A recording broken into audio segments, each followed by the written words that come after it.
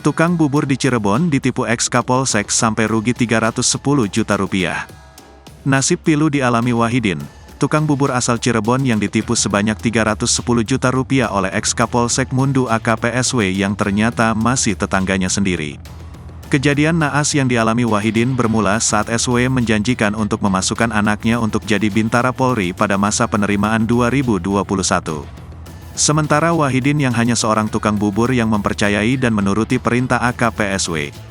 Kepercayaan Wahidin kepada AKP SW juga didasari karena polisi tersebut adalah tetangganya.